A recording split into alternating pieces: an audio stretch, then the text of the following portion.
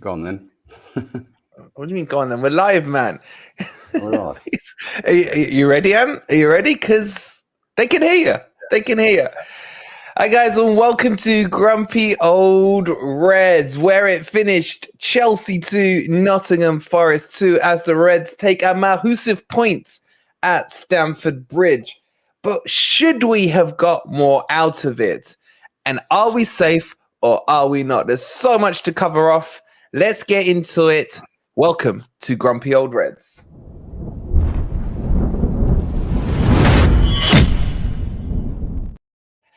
Good morning, good evening, or good night. Hope you guys are well. And this is going to be a fiery show. We've already started it off with a poll. If you know what that question is about. Is Ant right? Yes or no?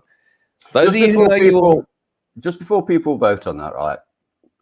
Don't tell them what it is. Oh, okay. We're going to come on to it. We're going to come on to it. There's structure tonight.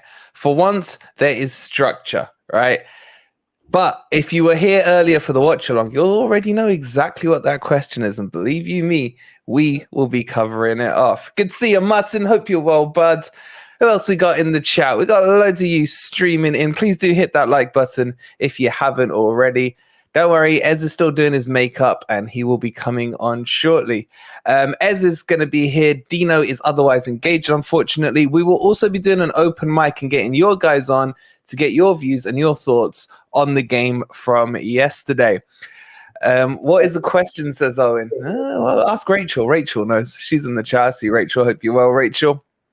Okay, let's get started. Ez will be here in a second, but I want to start by talking about the team yesterday and the formation. How did you feel about the five at the back? We did discuss it before we came, when we did the preview show, and every one of us said it was going to be a 4, but we did feel that it was going to be a 5. What did you feel about 1, the formation, and 2, the lineup? Were you happy with it? Actually, yeah, I was. Simon F, I thought me and you were on levels, mate. Nah, not with an answer like that. Not with an answer like that. Go on, Ant. Yeah, actually, yeah, it was okay. I mean, it's not the lineup I would have picked. I'd have gone with a back 4. I think we could have been a bit more progressive. Chelsea aren't known as goal scorers, so I don't know why we felt we had to have 9 at the back, but, it's what it is. And it kind of worked. It was a short period when Chelsea got those 2 goals. But apart from that, I thought we were reasonably comfortable and we could have easily have won that game had we been a little bit more adventurous. How did you feel about Jono not starting? Because that was the talking point before the match. Well, I suppose with the formation, then perhaps it was the right thing to do. However, had we not had that formation, I would have had Jono in because I think he's been okay lately. And he's always a threat. And again, at the back, they're no great shakes. Particularly as they had no left back. Yeah, but where would you have fitted him in is the question. If you were going to go with the 5 and Coops went with the 5, yeah. Oh, yeah, I know, but that's the point though, isn't it? If we go with the 5, then yeah, it was probably the right thing to do. But I wouldn't have gone with the 5. How did you guys in the chat feel about Jono being dropped? Was it the right call? Was it the wrong call? Because Cooper did address it. I don't know if you saw his interview afterwards. He said he sat down and had a chat with Jono before the match. And he said to him, basically, and in a way, I do agree with what Coops was saying because that formation doesn't fit Jono's style. It's kind of square pegs and round holes. He needs to be out on the right. And Cooper was sacrificing an attacker to basically put 1 extra defender and then a third, if you like, midfielder in the middle. So I do kind of get the tactics. I do get them, to be honest. But was it the right tactics, I guess, Anthony? Sorry, it just froze. It froze. You're back. We can see it. Yeah, but I was just saying, and just to catch you up, I feel it was the right tactics, but for me, I would have liked seen some adaptation into the game, if you know what I mean. It was like Chelsea weren't good, man. They weren't good, were they? But I mean, I've said on many occasions that we do get a little bit tied up in tactics and formations. At the end of the day, a back 5 can be progressive or regressive. It depends on the way you play it. If you do a Sam Allardyce and a Sean Dyche and just sit them at the back, then it's obviously defensive. But if you have those wing backs flying up the wings, then it can be quite a progressive formation. So it's the way you use it more than the actual tactic itself. And I didn't think that we used it, surprisingly. I don't think we used it as a progressive back five. It was more of a sit back five, and let's see if we can, get it up to Tyro at some point, which is pretty much what happened. Yeah, but I would say we were half getting it right, because I thought Lodi was really good yesterday, because he was overlapping nicely. But Aurier isn't a right wing back. I think it's quite fair to see, right? Yeah. So it's like we were doing it right on the left-hand side, but we weren't getting it right on the right-hand side. And I'm using the word right. If Nico had been there, I think, despite the fact that he has been criticised, but he's been in his wrong. When he has played at wing back, I think he's looked really good. And I think if Nico had been there, we would have been a lot more progressive down that right-hand side and could have caused them a lot more problems. Yeah. But overall, mate, Chelsea just didn't offer too much. When you look back at the game, they had their 2 chances. Again, it comes down to mistakes, doesn't it? It comes down to individual errors that just seem to keep happening game in, game out. And a lot of people have been discussing it. Well, can you blame the tactics? Can you blame Cooper? Do you blame the players? For me, it's happening too much, mate. These individual errors are costing us so many points. And it's like, how do you get the players to stop making those individual errors? You know what? I think a lot of it is to do with the fact that I don't know how many times we've played the same team this season, but I don't imagine it's very many. And if you've got a settled side, I think you're less likely to get those mistakes, because most of the time players are coming in making a mistake, then another player comes in, he makes a mistake, and then mistakes are catching. We all know that. So I think that part of it is due to the fact that we've not had a settled side throughout this season at all. And the thing is, do you think we're going to keep the same team going into the Arsenal match next, mate? Do you think he's going to keep it the same? I don't know. I don't know. We'll come into. He might bring John Owen because it's a home match. He might. Yeah, I don't know. It's a tough one. Let's bring in some of the chat questions. Comments and questions. So get them in. Oscar, we'll cover the back four for Arsenal in a bit. We're kind of going to go with a bit of structure tonight as well. Arsenal's result was quite funny. As you can tell, Ant's in a bad mood. Thanks, Wolverine, for saying Sterling's crap. Then he bangs in a brace, by the way. We will cover the whole jinx debate in a little bit, because you guys, honestly, man, you may as well ask me for the lottery numbers if you think I'm a jinx. I mean, seriously, come on, man. Come on. You guys can't be that. I do agree with you on that. I wish he did have that much influence on football games. We would be top of the table if he did. It's like, could you imagine?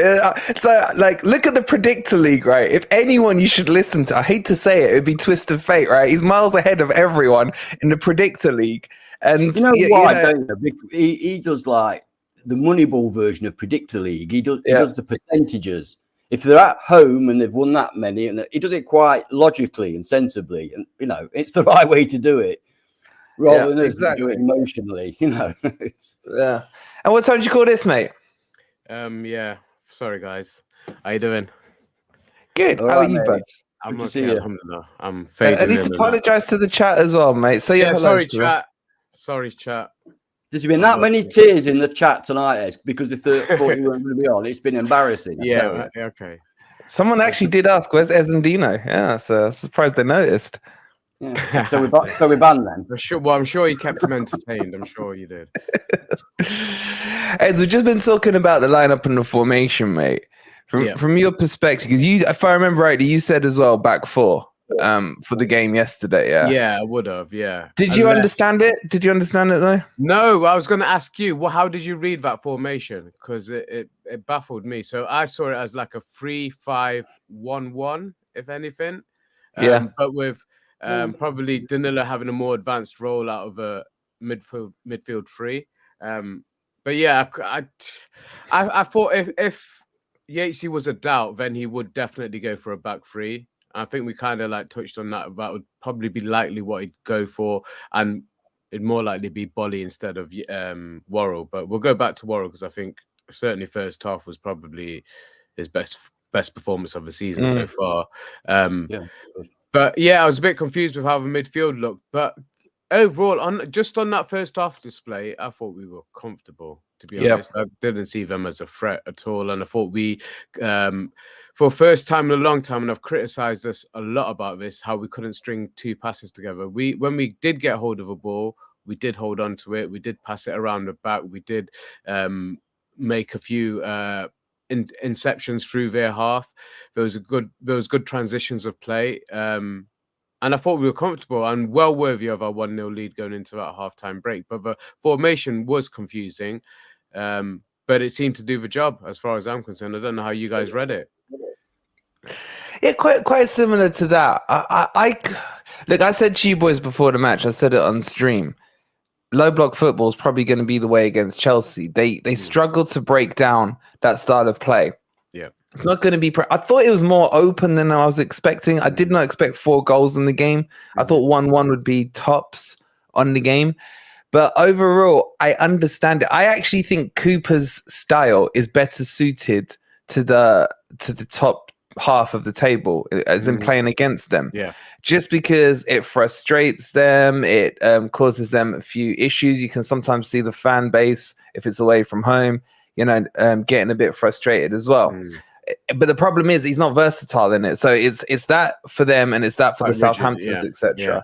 Yeah. So, but it will suit a certain amount of teams that we play against. So for me, I was expecting it to work. That's why I was quite confident on it. It's like I feel more confident about the Arsenal game coming up than I do about the Palace game, irregardless of what Arsenal just did with the Brighton match now. Yeah. So I get the tactics. I feel like they've been embedded into the players enough.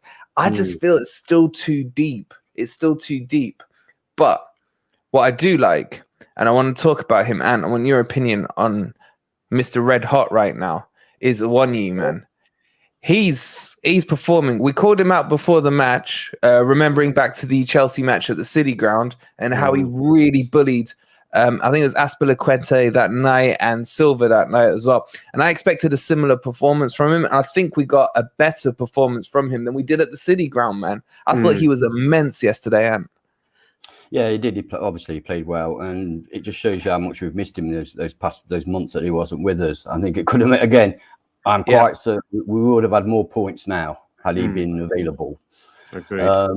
And as we all know, he started off pretty slowly. And he looked a bit bumbly and a bit shinny and a bit needy and all that. But he was just coming to form before he got injured, if you remember. Even though he was playing more on the left, he was still looking at I've got an echo. You have. There is. I just got an echo as well. Yeah. Speak. Hello. Yeah, it's gone. No, it's still there for you. Still there. Go on, carry on, man. Yeah. So anyway, he's now becoming a proper centre forward for us. I mean, he's not the greatest centre forward in the world. I can't imagine many other top 6 or any other top 6 clubs coming in for him. He's not that kind of striker, but he's certainly good enough for what we need, and he will get goals. We've seen that he will get goals. Yeah, and he's a threat. And it's that presence that we've been missing all season. Is that just that present there? Well, that's eight league goals for him now, isn't it? 8 league goals. I think he's joint top scorer with. 9. You could be right. I thought he doubled his tally in the last 2 games. Yeah, fair play. But I genuinely think if we could have kept him fit all season, he's a 15 to 20 goal striker at this level. And I think he is. As a relegation battle team, that's literally all you need to keep keep yourselves above the dotted line. But he had a similar run on the reverse fixtures, because I remember talking about this earlier when we played Southampton away, Chelsea at home, and he hit a streak of form then, and then his injuries have been so untimely, obviously. But the worst thing is they've been for long periods, 2-3 months out, and obviously that's going to make an impact, because it's going to take him as long to get his feet back again. But I'm really proud of him, actually, because he had a similar chance. I can't remember who it was against, with a header, and the goalkeeper came out. Which game was it? I can't remember which game it was, but it might have been the Brentford game. And if he just cushioned the header, he had an empty net. And I think he learned from that mistake, because that was the goalkeeper. I don't know what Mendy was playing at, but he just made his mind up for him. It was a fantastic cross. He cleared out his own player. You'd understand it if he'd wiped out Taiwo, man, but he took out his own player. Yeah. And you've got to mention that tackle by Mangala that sent it out to Loddy. Yeah, that was yeah, fucking awesome. Mangala's tackle, Danilo's switching the play, and if you watch, Awoniyi tells him where he wants it. He puts his hands up and he points to where he wants it, and Loddy finds him with an absolute peach of a cross. So it was fantastic play all around and really positive, and we deserved it. I know our fans obviously were fantastic, and I'm so glad that we did come back with something. But also all you could hear, especially after we scored, you could not hear the Chelsea crowd at all. You know, we kind of tried to touch on it with Charlie, whether the mood was being affected in the stadium, and he claimed not, but the evidence was there. After we scored, you know, they were quiet as hell for the rest of that first half, and our fans were even singing "Is this a library?" weren't they? You know, so that's how much of an impact they we were. had. I was going to mention that. Yes, but yeah, first half, I'm really satisfied with that, to be honest, going into half time. And I'll let you talk the rest, because I was unfortunate enough to miss that first 20 minutes of the second half. That's where all the action happened. Well, let's just still stay in the first half, because I think there's still a lot more positives that need to be discussed about it. Before we do, we've already got over 250 of you beauties in here. Please do hit that like button if you haven't already, and make sure you're subscribed to Forest Fan TV if you're new to the stream. For me, Ant, the thing that's been worrying me the most pretty much all season has been, even once we've scored a goal, is our inability to just hold station for 10, 15, 20 minutes, And I'll be honest with you, once we got that goal, I was screaming, let's just hold fire for 10 minutes. Let's just don't do anything stupid for 10 minutes. And we kind of did that. You know, we held out till half time. And I know me and you were messaging, and you were saying kind of the beach wears out with that. Was that because of that period after the goal where we didn't concede? You know, it was really good to see, wasn't it? It's because we look fully in control to me, and I was starting to believe everything I'd heard, that Chelsea can't score goals. You know, other Chelsea fans were saying they can't score, they're rubbish, they're useless, they're crap, and they are. It's true. And well, we don't want to go on to the second half, but Sterling obviously just had a day. Probably is, well, without doubt, his best game in the Chelsea, his best half.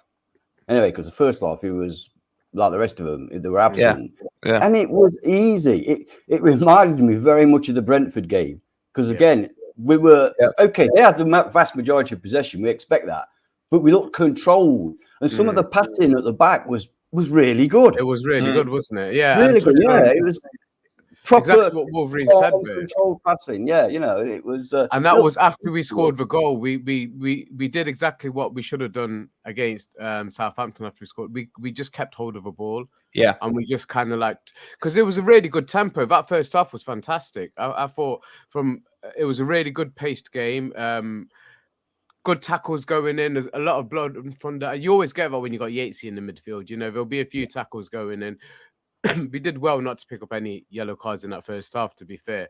But it was a really good paced game. I really enjoyed watching it. And you're right. Once we got the goal, we controlled the game a little bit better than we have done in the past, and certainly didn't let them into that first half, bar one chance, and we'll talk about that. Well, let's talk about that chance, because everyone's bigging Worrell up for the fantastic recovery tackle he did. And you know, as much as I say Sterling is crap, he's not slow, And Worrell, one of my big criticisms on him is he's not Linford Christie. He did well to recover it, but at the same time, if you're being objective as well, he was the one who played him on side. So what I liked about that, even though he was in the wrong position, he made amends. You know, everyone's going to make mistaken games. That's by and by. This is football, especially when you're giving the opposition 75% possession.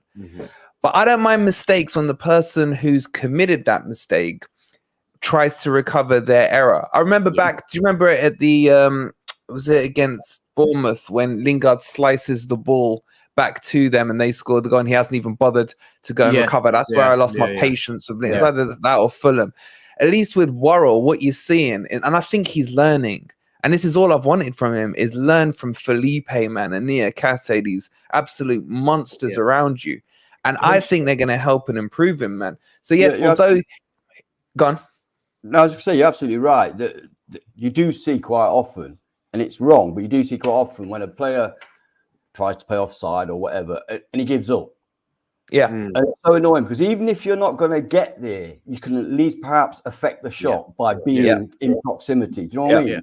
As it happens, that was brilliant. That was a brilliant tackle in the box, full stretch from behind, running at foot. Brilliant tackle.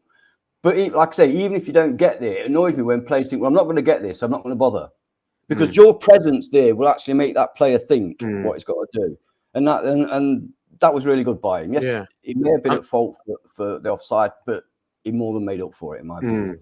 And I think we dealt with... His passing was very good as well. Yeah, I agree. Yeah, I mean, he progressed the ball. And also, I mean, they had a lot of crosses into the box. They had Hall on... a left-hand side, and he was whipping a few in. I don't know why they were crossing, because they're full of dwarves up front. No, exactly. But I mean, Worrell was probably the one who was getting his head to almost every single clearance. You know, he was actually quite immense in that first half. As like I say, as good as I've seen him play, certainly this season, and really controlled that box. So we were comfortable. I don't know why we resorted to that tactic, because they didn't have anybody in the box to fucking attack the header. So it's not got a clue, have they, Ez? No, we haven't. They don't know what to do. Well, Ez, just sticking on the Worrell question, right? Wheezy's brought it up here. Shout out to Wheezy. He says Worrell's lack of pace often results in the whole team dropping deep. Would you agree with that, or do you think it's still a tactical thing, regardless of if Worrell's in or out the team? You know, yeah, I still think that's more of a tactical thing and how Cooper lines them up rather than compensating or overcompensating for Worrell's lack of pace. I believe that happened earlier on in the season for a fact when we had Cook and Worrell, or Cook and didn't we, at one point we did have them as a back three, didn't we? Cook, Worrell, and McKenna. Yeah. Which, you know, yeah, I mean, Ant will outpace them three, mate, on a good day. So. Yeah, we had to drop a lot deeper, but I don't think it's compensating for it now. I think it's just how we're playing, and that's just how he's I agree with Ed on that. I don't think that we sit deep because of Worrell. We sit deep anyway, whoever's there. You know I think that's the right answer, Weezy. I mean, it probably doesn't help that Worrell hasn't got the pace, but that might actually play into Worrell's strengths, because I don't think he can really play a high line as well. So in a way, it might help him out. Just a quick reminder, we've pinned the link into the chat. So if anyone wants to jump in and give the thoughts on what they thought of the game, jump in, we'll have a quick chat and catch up with you guys. It's always good to do. And Rachel, we're going to be bringing you to the forefront on the whole question of is Ant right or wrong in a little while as well. Sly saying Worrell will come good. He is still learning. His lack of pace won't matter so much when he learns how to position better.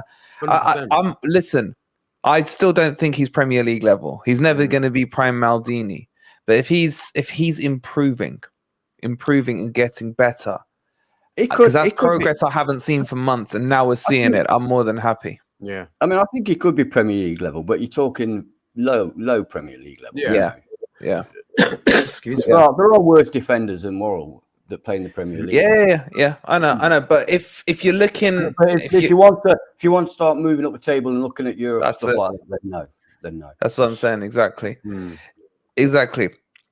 I forgot the next question I was going to ask you boys. So I wanted to. I was watched both your match reports afterwards, and I felt your temperament. I don't know if that's the right word. Your mood, your temperament on it was very similar to how I was feeling. It felt very mixed. Yeah, it was. Yeah. Because a point on the surface, a point away at Chelsea, even though they're not playing well, it's still a good result for a relegation threatened side. Yeah. But we know it could have been 3. We know that.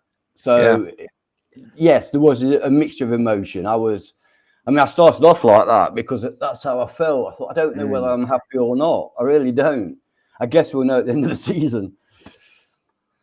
That's a cracking point. It might be a huge point. Yeah. Or it might be 2 points we miss out on, isn't it? The difference, I mean, this is going to sound bleeding obvious, but the difference between that and a loss could be huge because of our goal difference. So if a team does finish...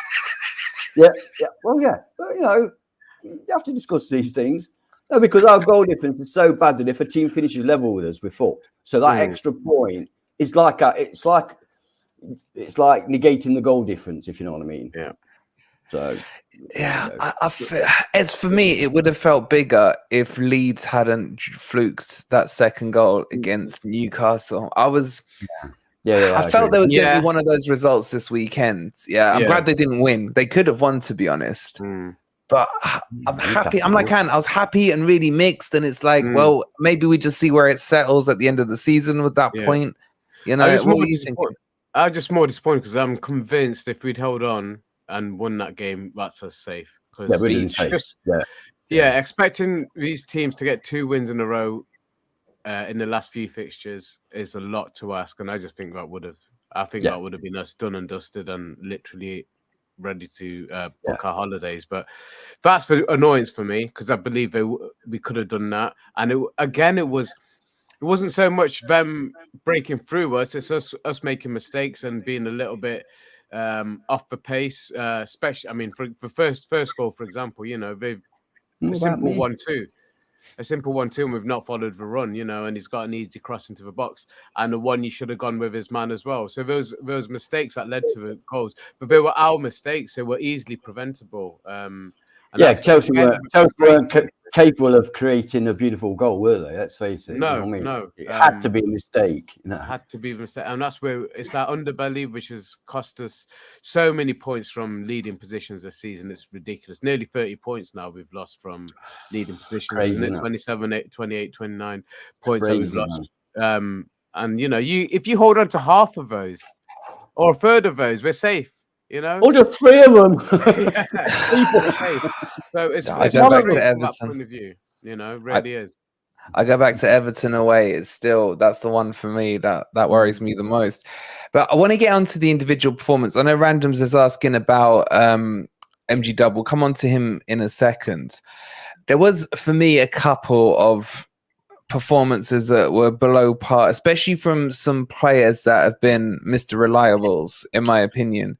Throughout the whole of the season. I want to start with the elephant in the room, which was Serge. We all love Serge. We've all been impressed by what he's done. I think we can all agree he's come off the boil since about January time. He's had a couple of iffy performances and then he's played well again and he's kind of been on and off. For me, yesterday was one of his poorest performances, man, especially for that second goal. I just don't know what he was doing, trying to header that ball by his, you know, family jewels, man. What was going on there? Going back to the first goal, he's left Sterling on his own, mate. Yeah. And he's in no man's land himself. He's not marking anybody, is he? He should have followed the run. Do you think that could be because he's not sure where he's meant to be because he's not a wing back and he's coming back to defend? But if I'm a wing back, do I take up my normal right back position or do I move over there? Or, do you know what I mean? It could be a bit confusing for the guys. Of course, yeah. I mean, there was a crowded box. We had enough defenders in there, you know, that he shouldn't have been on his own. But yeah, you're right. I mean, he's not a wing back, is he? He's a right back. And he's being played out. Yeah, and he's not fully fit either, is he? Because he was a no, he's not. But his general play yesterday, through it, you know. Yeah, just his general play yesterday, though. He wasn't an attacking threat down that side. Most of our threat came down Lodge's side on the left. Yeah, he just seems to have been gone off a boil again. But again, you're right. I mean, he's playing out of position. He's not a right wing back. It's not just that. It's not just that. I mean, 1865 is saying he's not fit. Do you remember, he has been carrying this injury as well, hasn't he? But it's like there's no one else. I mean, probably you could have put Worrell out on the right and brought in Bolly potentially, but is Bolly fully match fit? But I don't think fitness comes down to trying to head, you know, basically suck your own dick kind of thing instead of using your feet. Yeah, he made a mistake, but that can all be part of your mental state if you're not playing where you normally play and you're not fully fit and stuff like that. Listen, it was a mistake. Let's not wash over it. It was a mistake. It was a stupid thing to do. We don't understand why. I'm just trying to give out some reason for it because it seems so ridiculous. Yeah, it's like, and it makes me think that. I mean, we'll get on to the Arsenal game in a bit, but for me, it would feel safer to go to a back four where you're balancing the right side and the left side, because Lodi is absolutely fine as a left back, in my opinion, or a left wing back. And I would say I would have played Nico Williams if he was fit yesterday. As I know Ant's already answered it, but it would have been more balanced with a fit Nico Williams. As much as I love Serge, if Coops is going to go five at the back. Yeah. I mean, bottom line is Nico is a far better right wing back than Serge Aurier. Yeah. And he's right, he is hot or cold. He's either the sergeant and he's totally in charge, and it's a fully professional performance. He wins every ball in the air. He doesn't get beaten on the ground, or he puts in what he put in yesterday. So he can blow hot and cold, and unfortunately, he's blowing cold at the moment. But I agree that he's carrying an injury, and he's been kind of forced into playing that position. Maybe one more game, and with a fully fit Bolly, then you're probably right. He possibly puts Worrell out there on the right hand side and gives him a rest. But horses, I mean, we're literally at the arse end of the season, and every position counts. Every player who's even half available, is going to get a chance. I'd rather have Kyle Walker there. He's not our player, so what? Get on, man. Hit the pink button. Mark said they hit the like button, people. Only 30% of those watching. Oh god, 30% of watching and doing something. I assume haven't hit the like button. So yeah, we're nearly at 300 people in here, and 97 likes. Please take a second to hit that like and subscribe. I've hit the pink button. Don't you start with your undercover remarks, Marky boy, or man up and get your ass on here, and we'll see really if you can say it to my face. I did the Aurier agendas coming out. Si, shut up, Si. There's no Aurier agendas. I want to go through a couple of the comments in the chat. Do you know? I want to go through a couple of comments in the chat because I really want to make this interactive with the chat. I love making these post-match ones about the chat. So I'll bring up a few comments, and if we run through them, I think this is a cracking point by Brindley. Changing the formation every single week, it seems, is a bit non-consistent. Inconsistent is the correct word, isn't it? Inconsistent, non-consistent. It's not. You'd feel it's not conducive to a winning formula, but we've had so many players coming in and out of injury that it's been very hard to even name the same 11 from week to week, to be fair. So there are mitigating factors in that. Yeah, but I think I'll defend Cooper here on this one. I think he has got a 4 at the back formation he wants at home and a 5 back away. I think he's trying to do whatever he can just to pick up anything on the road at the moment. Agreed. I think that's what he's doing. I mean, I know against Southampton we played the 4 at home, played the 5 against Liverpool, 5 against Brentford, 5 against Chelsea. Do you think we're going to see? Go on, then. No, I was just going to say, again, I think a lot of it's down to the injury situation. Yeah. I don't think we would have changed as many times had we had a settled squad. No, but even going back to the Brighton game, we looked our best when we had to change to a 4-3-3 with Nico's injury, wasn't it? So it was kind of forced on him. It's going to have to play a part in it, unfortunately. But I think now, I mean, we are literally, like I just said, arse end of the season. And I think now he's kind of got an idea of what he would do given the players available. You're right, probably play a 4 at home, 4 at the back in home games and go with a 3 at the back away from home. And I think it would probably work if those players are available and we had a bit more of a season to go. But now it's going to be, what do you reckon? I mean, we'll obviously go on to the Arsenal game, but I kind of see the similar formation to yesterday being played out. Would be enough. A point would probably be enough. But let's come on to the Arsenal one. I really want for once to have some structure because we never have structure. Right? We'll come on to the Arsenal one, right? I just want to Dean Mr. beaten up on Twist earlier. We're going to come on to that as well, don't worry. I just want to finish up on a couple of the players that got picked up on the player ratings from the chat. Mangala. And how did you feel Mangala was yesterday? Was he a little off the pace? I thought he did some good stuff. I didn't have a problem with him, if I'm honest. I didn't have a problem with him. I thought he played okay. And I thought he put in some good tackles. And that's about all I could say, really. It was okay. But he really switched off for that goal, and he let Chalobah go, man. Yeah, I know. But the thing is, and I'm not disagreeing with you, but the thing is, making a mistake like that is terrible. cost you a goal, could cost you relegation, etc., etc. But that doesn't mean everything else you did was shit. Yeah. And you could say that the tackle he put in for one of the goals caused the goal. Without that tackle, that goal wouldn't exist. And he assisted in another goal, in the other goal. Lovely assist. Yeah. So he actually contributed to both goals. Yeah. So not you know, you have to wait up.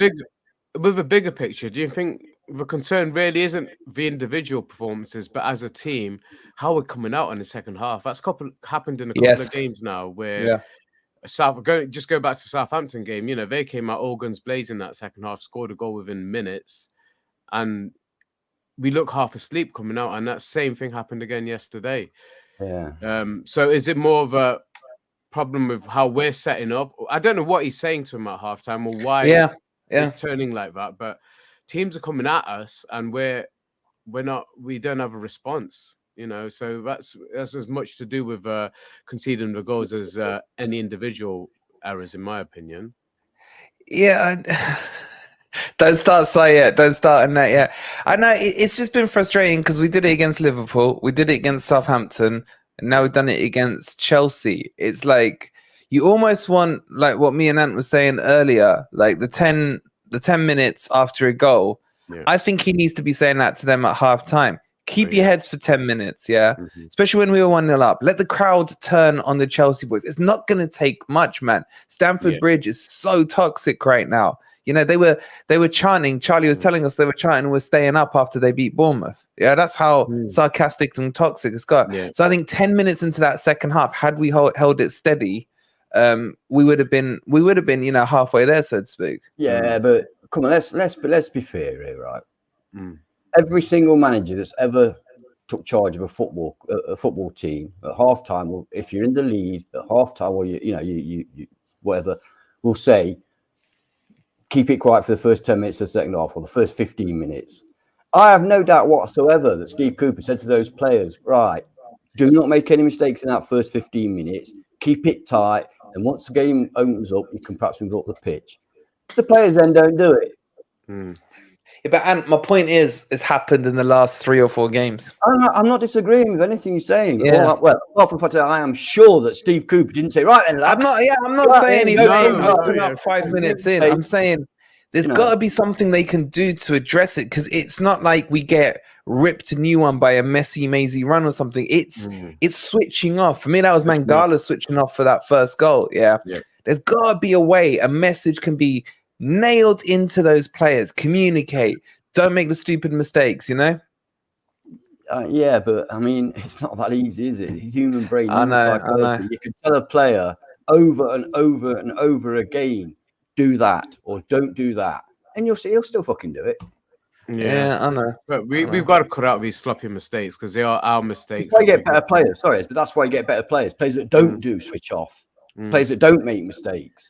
But even the best do at times, don't they? Even the best do at times. Of course they do. Yeah, but not as regularly. It's the poorer players that do it, keep doing it. They don't learn, they keep doing it. And that's the annoyance that's happened, like Wolverines mentioned, against Liverpool, Southampton, and now Chelsea, in a short amount of time. So they're not learning from those mistakes. They do eventually, but it seems.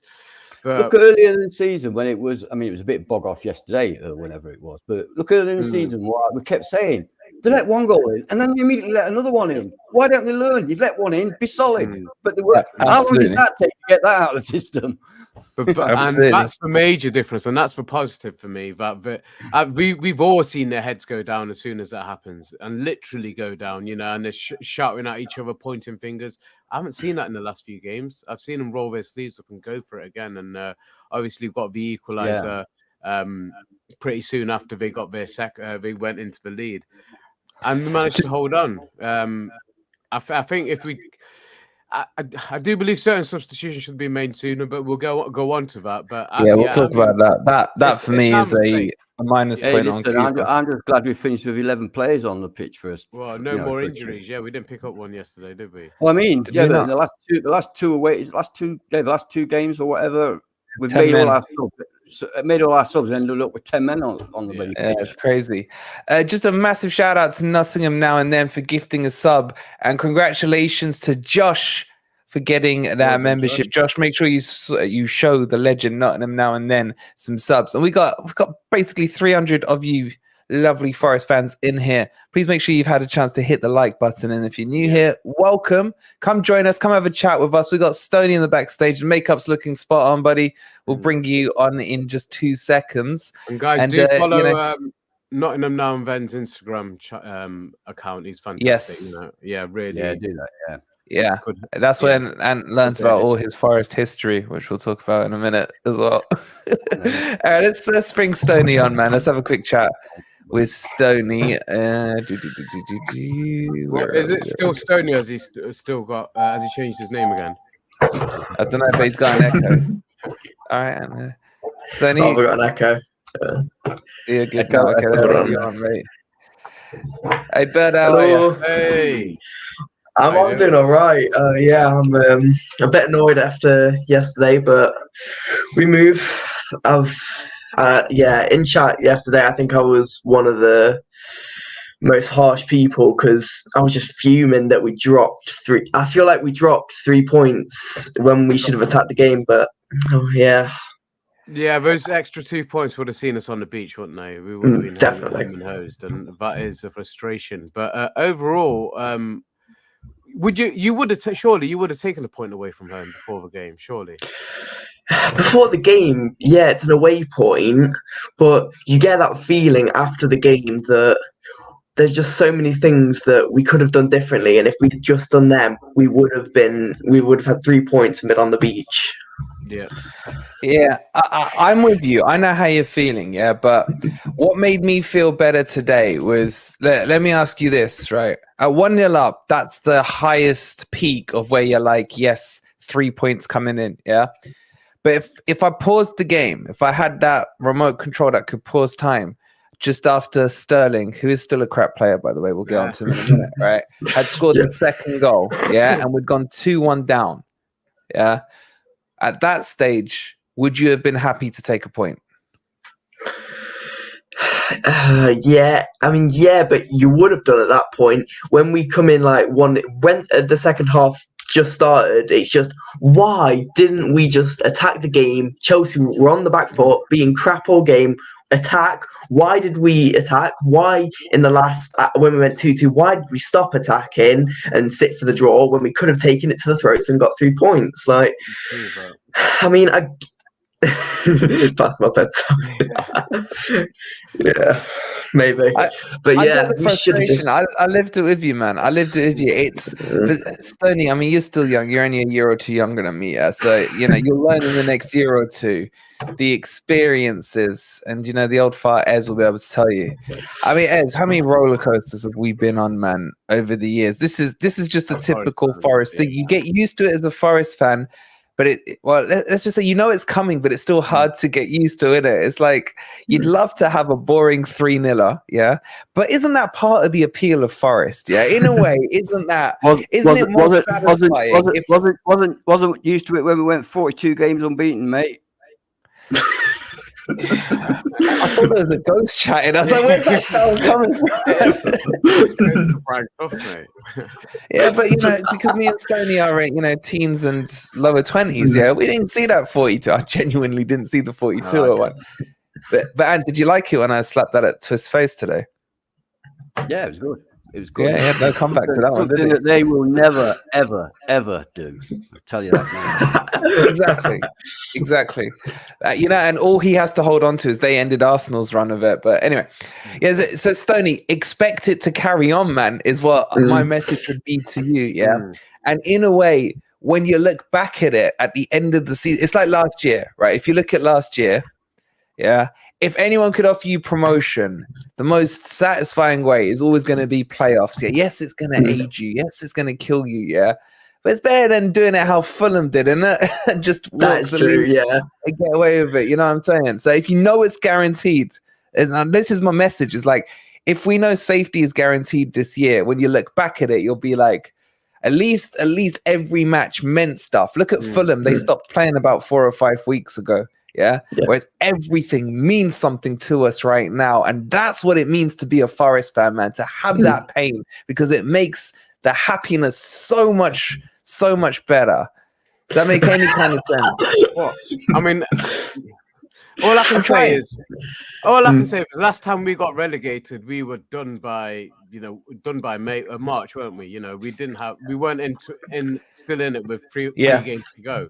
And this is as exciting a relegation battle as we've had in the top flight, because I say previous times we got relegated without a trace, So the fact that we're still in the fight and I keep reminding people we are leading that group of 4 on points, not on goal difference. We're never going to lead on goal difference, obviously, but on points we're leading now. And if you look at their fixtures and what we're expecting, I think we're in a strong position, but we would have been in an incredibly good position if we'd held on for those 2 points. But that is a frustration. I agree with you, Stoney. I don't understand why once we got it back to 2-2, we seem to be happy to settle for the draw, because I think the substitutions should have come sooner. I think Jono should have come on a lot sooner, and maybe we could have gone for it a bit more.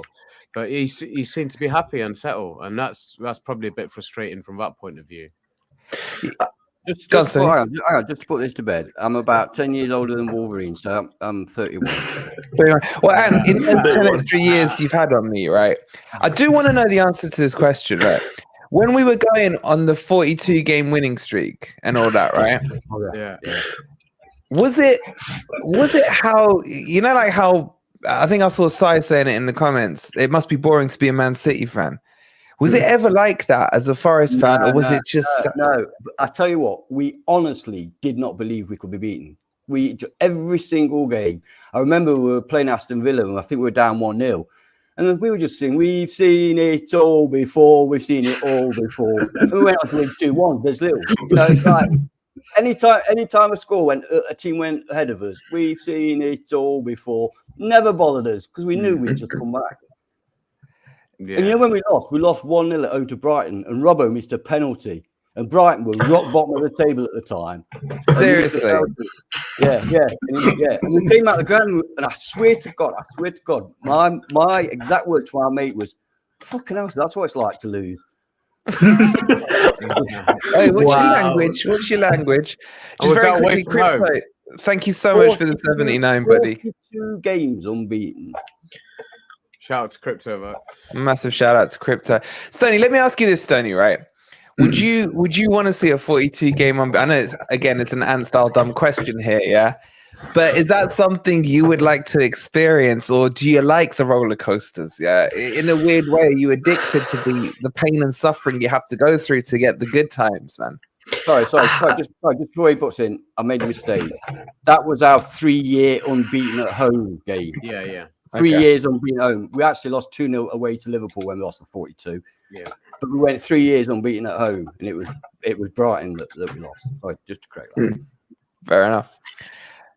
Gunsay, yeah. So that question I asked you. Yeah, I already forgot the question. It was Do you like the pain and suffering, or would you like to see a boring style Man City run? You know what I'm saying? Wouldn't that make football boring for you?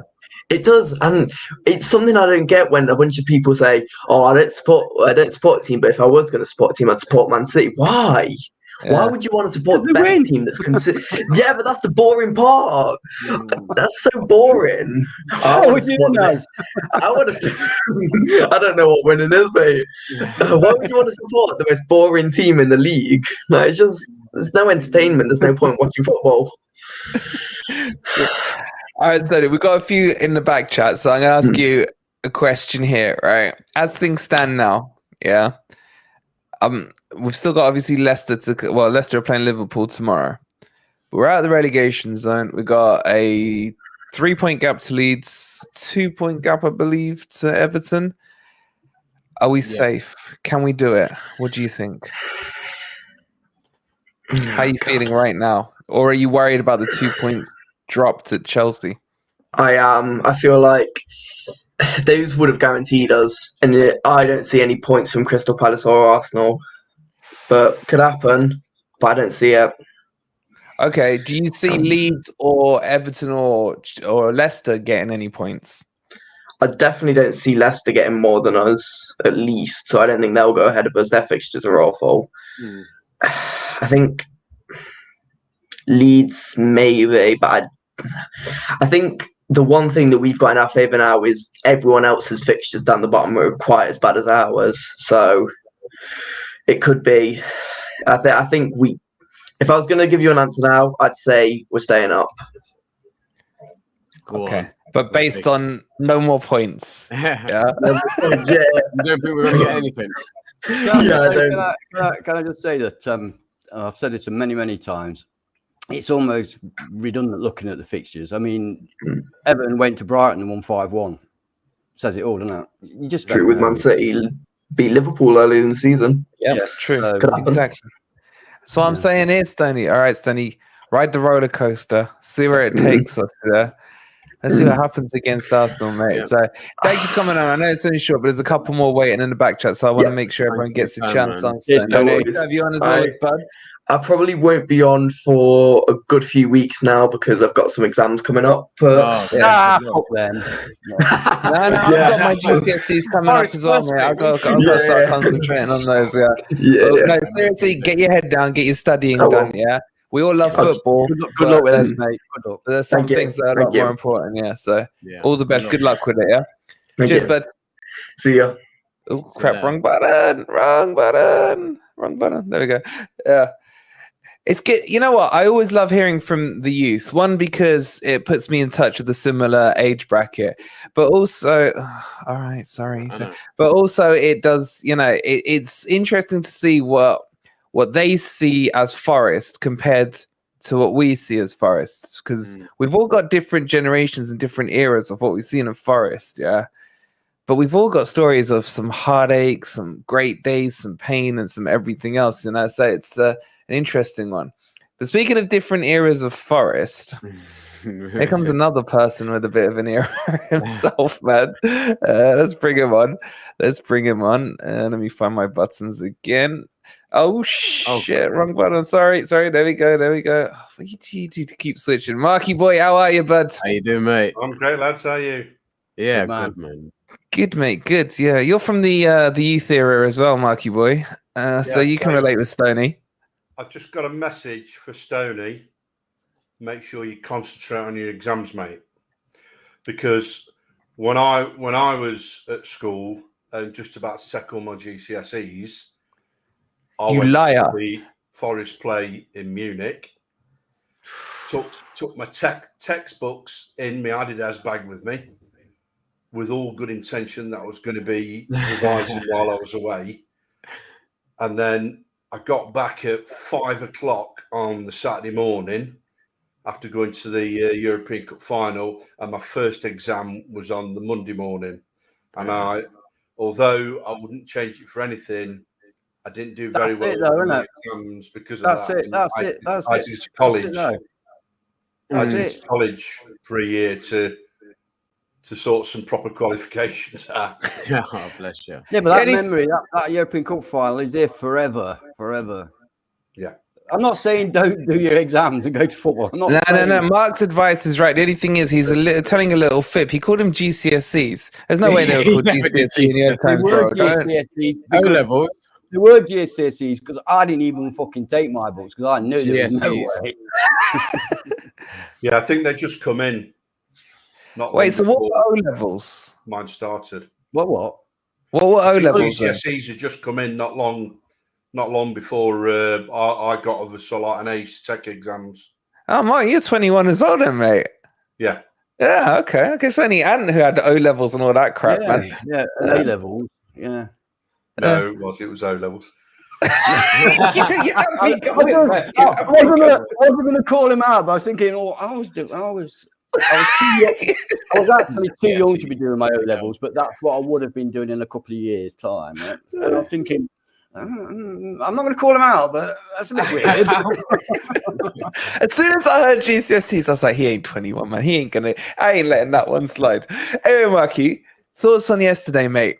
Good point, or was there a little bit in you that was like, could have been 3, or where you sitting on this one?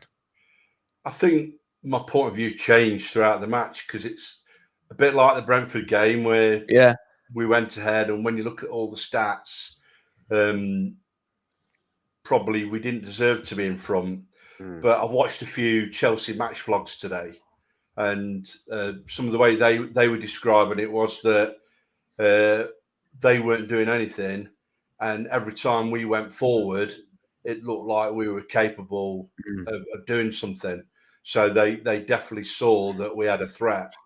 And so, yeah, half time, I was happy as anything.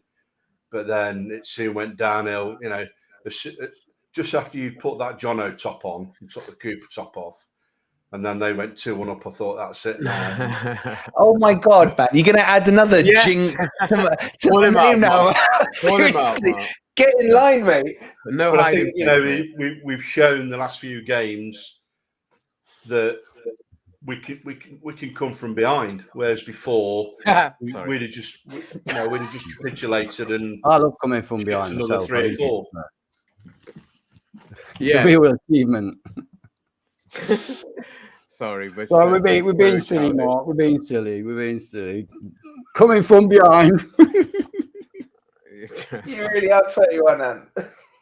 Got my background up, look, just especially for Wolverine as well. Oh, don't you be taking the piss, mate? What's all that orange? Yeah, I get the. What's the orange? Well, it's more of a coral, but because the one bit's bright pink, it makes it look almost orange. Man, I thought you were there getting ready for the beach. You freaking little backstabber, man.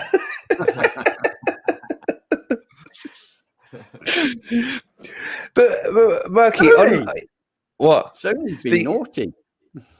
I rewatched the Zorro Gore. I've never. Oh my God, man! That's the stream we never talk about again. If you remember, only the members will know what that one is. 10 meter bed. Oh my God, I remember those on the speedos. Anyway, well, let's talk football here. Okay, Mark, do you feel that had Leeds not picked up that point yesterday, would be in a better position? I mean, we're still in a fantastic position, yeah. But was that a big point for Leeds? Do you think Leeds have brought themselves back into the race a bit? Or do you, like a lot of others, seem to just be thinking they ain't going to get 2 wins out of their next, if they're lucky, maybe? It was massive for them because of our goal difference. So, you know, we're still in that position where, for me, we could do really with another 3 points from the 2 remaining games because of our goal difference. You know, and it's like I put earlier in the chat, if Liverpool beat Leicester tomorrow, then it would just be between Leeds, Everton and us for that last spot. And the thing that goes against us is our goal difference. The thing that goes for us is we've just got that little cushion at the moment, especially over Leeds and Leicester. And like Arsenal, although they didn't play very well today, and they haven't really played very well for a while, they're still capable of coming in and beating us at home. But we've just got that bit of momentum at the moment, so I'm hopeful we can get a point out of that. And I've been saying for a while, I think it will go to the last day against Palace. Yeah, I think it will. No, I can't. Can I just say, I had a quick look earlier on, and of the bottom 6, we've last 5 games, we've actually got the best record of the bottom 6. Yeah. I'd say we've got a decent record compared to most of the Premier League, mate. If you look at the last 4 games now, 1-2 drawn on 6, 7 points out of what's 4 times 3, 12. 7 out of 12. That's not relegation form, is it? No, it's not. By any stretch of the imagination. No. And we'd have only needed to pick up a point at Liverpool or Brentford, and you know, I think things would have looked a lot different. Now. Yeah. Ifs, buts, and maybes. That's the problem, man. That's the problem. Yeah. I suppose that's why we shouldn't turn our nose up at a point, because at this stage of the season, a point is massive, isn't it? You know, so.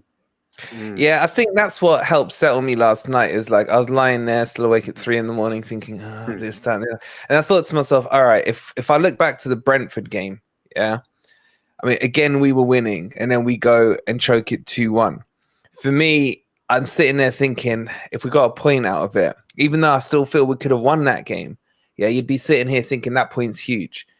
Same with the Liverpool game. If we'd managed, just to get on level terms and hold it, you're thinking, another great point. So I kind of want to use that mentality for that Chelsea game, because at one stage we were losing, and therefore you got to look at it.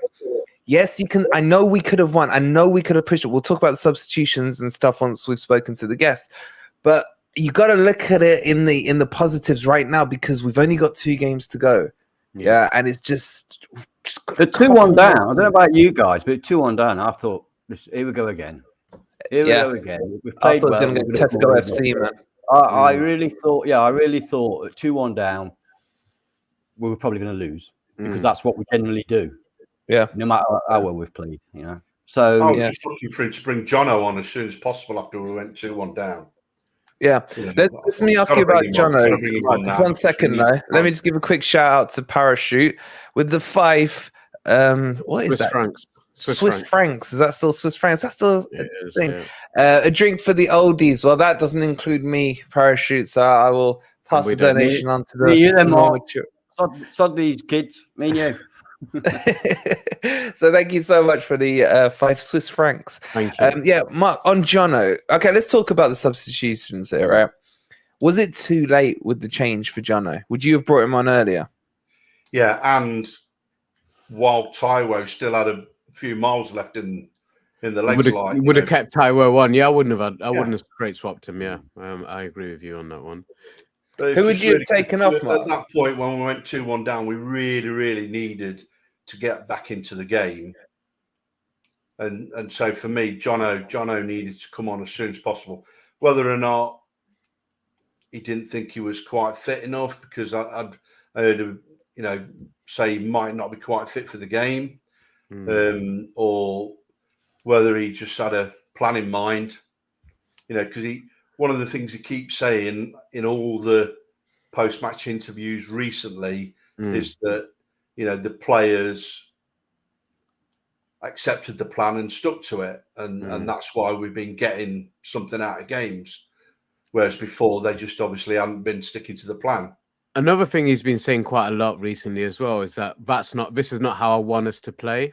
No, and I've got a different plan in mind, and players know what we're capable of. But my concern was that once we got back to 2-2, then we just settled, and I think Chelsea did as well, because they didn't really come at us after that. And that's when I would have liked to have seen the substitution made. Once you've got that equaliser, then go for it, man. I get what you're saying, Nez, but like, if you were to make that change, let me just ask that question about the change. If you were to bring Jono on whilst Taiwo was there, who would you have taken off? Yeah, good question. Midfielder or a defender? It would have been Worrell, wouldn't it? And that's not to say you thought he had a bad game, mate. I think he did that a couple of games ago, didn't he? I probably would have actually taken off Aurier and stuck Worrell out on the right, to be honest. I thought that's what I possibly would have done, taken Aurier off and put Worrell out on right back and gone back to a back 4. But I would definitely have preferred to have Jono on with Taiwo, whilst, like you said, Mark, whilst Taiwo had still some gas in the tank, but he certainly was. He needed to come off when he did, but I just think, it would have been nice to give him at least 10 minutes together, and see what we were capable of. And Jono was going down the middle when, obviously we wanted him down on the right. Yeah, I agree. I agree with bringing Jono a bit earlier on, so he had some time with Taiwo. Yeah, but I also, thing is, right, we drew 2-2. If he'd have made a more aggressive change and we'd have lost, people would have been saying, "Why didn't we just hold it? Why don't we just hold it?" You really, in these situations, you can't win. You can't win. You don't know how things would have turned out, do you? No. Yeah, and the thing is, look, I'm going to thank Cooper on this, because when you saw the team sheet at the start of the match, for me, a team sheet tells you a lot about a manager's intentions. And looking at that team sheet, it said to me, this is a team that I'd be happy with a draw out of. Yeah. So that's why I do feel that when we were at 2-2, especially as we came back into the game from 2-1 down, I think what you said there, Ad, is, do you stick or twist kind of thing? Yeah. And I think maybe in Cooper's mind, he's there thinking, well, I selected this team at the start with a point in mind, would have been happy with a point. Let's take a point, pulls us 1 point further away from the relegation battle. So I can understand it from a pragmatic managerial point of view. Yeah. But from a fan's point of view, you're always going to want more. We're greedy, aren't we? We're 1-0 up. We need to go 2-0 up. Yeah. You 2-1 down. Okay, we'll settle for a point. You get the equalizer. You go ahead. That's fine because we're fans. Yeah. we can do that. But from a manager's point of view, you got to think when Cooper talks about game plans, he's talking about a pathway to survival. Yeah, they've mapped it just how we've mapped it out 1,000 times. They've done it between them as well. And taking a point away from Chelsea, bearing in mind how bad our away record is, you can almost look at it as a building block. I know it's late in the season and what have you, but it is a building block in an away performance where we've been shit away from home. And Mark, thank you so much for the £2, buddy. Keep up the amazing work, guys. We're here for you, and thank you, Mark. You lot in the chat do the amazing work, sitting there. I'm like trying to keep a straight face, reading half your comments as well, and I hope Mark doesn't think I'm laughing at him. It's just your bloody comments. He is laughing at you, Mark. Yeah, half of them are from him usually, aren't they? Yeah, and yeah, I know what you're saying, Carl, about Cooper's plan. Look, overall in the season, he has his criticisms. But like I said a couple of nights ago, save those conversations now for post-season. Yeah? It's all about points over performance, over tactics, over everything else. I will rather see low block for the next couple of games if it guarantees us safety than seeing Brazilian-style football and going down. That's where I stand right now. Yeah. People feel different, and everyone's entitled to their own opinion, and I respect every one of them. But that's how I feel currently.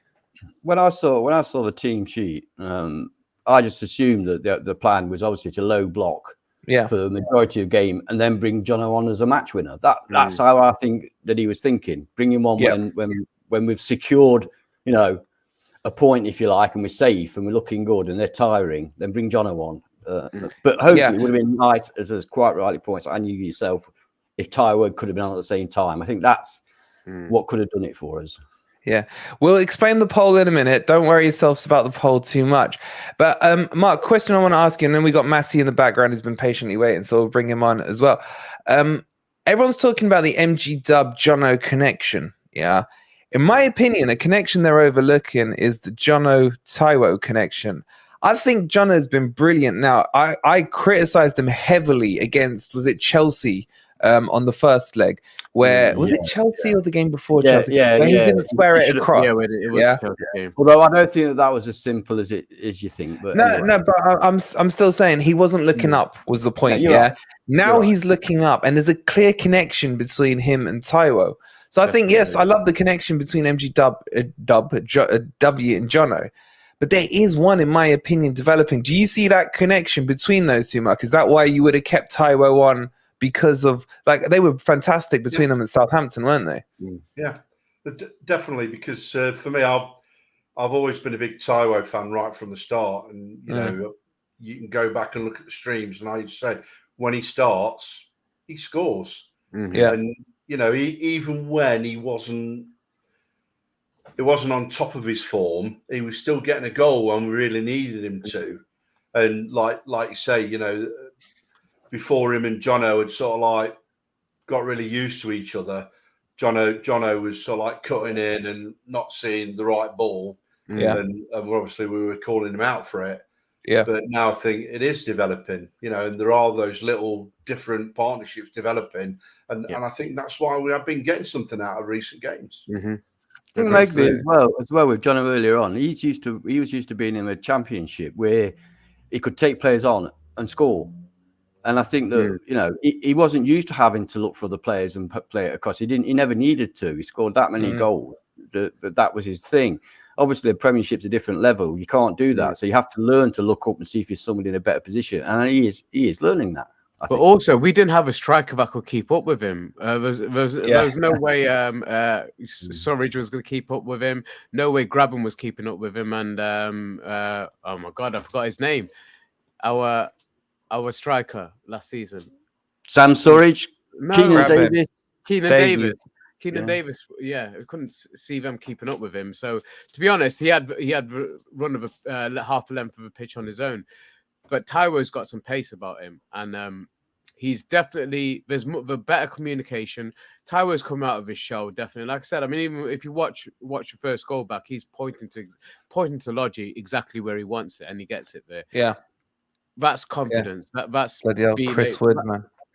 I think if he can stay fit, he is potentially a 20-goal a season man. Yeah, well, definitely. With the right supply, absolutely. And I think all of us would sort of readily admit he's not possibly that top class striker that we would have liked to have seen come in, but we were always going to have trouble attracting that sort of premium player because we were expected to go down by most people before the season started. So, all of the bottom teams in the bottom half, they all would have dearly liked to have signed a big striker in the January window, and no one could because they just weren't out there, and no one would have wanted to come to any of those teams. No, absolutely. So I think that's why they're the most expensive commodities, aren't they, Marky? Yeah. I mean, look at a team like Arsenal. They can't sign a striker. Oh, You've got Jesus. Jesus is not a bagman, Chelsea yesterday. That's one thing they're probably missing massively. Is a striker. Even Brighton today, as good as they were against Arsenal, they haven't got a striker worthy of the name, but exactly. Well, they're picking up first, aren't they? All right, Marky, I want to bring on Matty. Let's finish with this question. I'm going to ask everyone who comes on, yay or nay. We're going to do it. I've said throughout the season, it's always been a yes, but I think I've resigned myself to it. Could be last day of the season that we need something. So you're not. What are you thinking? I predicted 13th before the start of the season. Yeah, you delusional fucker, man. Who would think that high, man? Seriously, where did you get 13th from? You delusional fucker. I just added 9 to 4, and that was what I got. So what are you thinking points-wise then? What are you seeing from Arsenal and Palace? Anything? You think we got enough now? I think we could potentially get. It's gonna be one of three for me. Either we're going to take a point from both games, or I think we were well capable of getting a point against Arsenal, and then Palace are going to be on the beach shape for last day of the season, and we could pull a win out of the bag there. But I think we're more likely to pull a win out of the bag if we don't need it. If that makes sense. It does make sense. Of course it does. It's Forest, man. Yeah. If we really, really need it, we'll probably only manage a draw at most.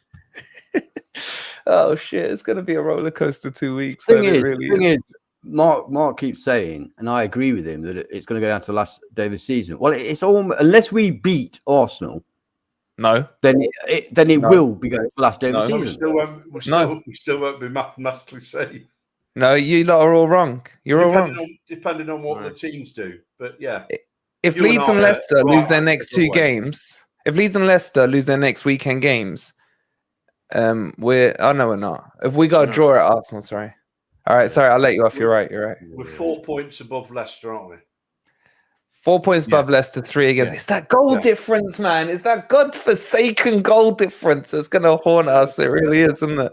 Yeah.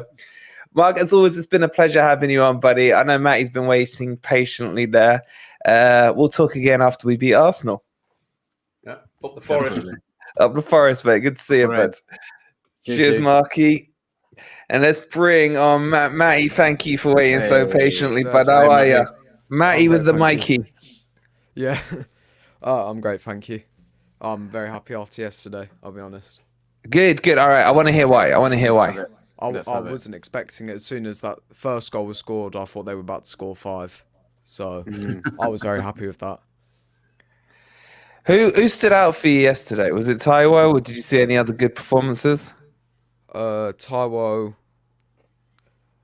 I think everyone had moments, but then I think a lot of people were ghosts yesterday. I think Mangala was a ghost, made a mistake, then had a great assist. And I think you could say that for a lot of the players yesterday.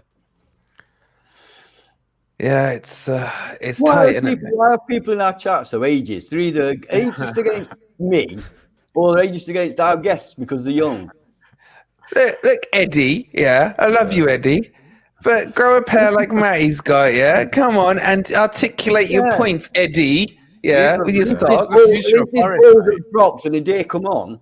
Yeah, Eddie. We all know, Eddie, you're like 15 as well, Eddie. Look at him with his cleanly shaven face. I ain't cleanly shaven. He just hasn't hit puberty yet. Yeah. Well, I do love Eddie, I have to say, by the way. I do, especially on Twitter, man. We know, Eddie. We know. We like winding you up. Yeah. So, mate, at the moment, it's tight. Yeah, we were just talking about how this was all going to shape up and break down. Yeah, in your youthful minds, yeah, unless of course you're cleanly shaven, you're about 30, I don't know, but in your youthful mind, yeah, because I love seeing how the cogs tick in this generation, yeah, because you always hear, shut up, Tommy. You always hear about when a young player comes onto the pitch, they play without fear, yeah. But I want to know, how does a young fan think? Do they think without fear, or are you crapping yourself? Oh no, I'm still shitting myself. There's no difference there. Yeah. I thought you had a youthful mind though. Well, yeah, obviously, but I want, people like to hear other opinions that aren't mine, Matty. Oh, So enough. Yeah. that's what I'm saying, yeah. Because otherwise they gotta listen to these two old farts, yeah. Oh yeah, fair enough, yeah. So are you nervous? Do you not feel confident yet? I've been like really nervous the last couple games because every game is so important now. I probably wasn't. I think February I was probably fine because we were top 13. It was also, there was still a good chunk left, but now it's so close. I'm not confident in anything happening. If we could stay up with the points we have now, if the results go our way, but it's Forest, it's probably not going to go our way. So it is going to go our way. Well, yeah, but like, how do the youth know of the pain that we've been through? That's what. Yeah, I mean, last season would have been a party season. When you're young, you feel things a lot deeper. Let me tell you. I mean, I was. As you get older, more cynical. You've been through it all before. It kind of washes over you a little bit. Yeah, I mean, I wasn't in for the first couple years because I'm not 30. So I wasn't in that era where it was properly going down.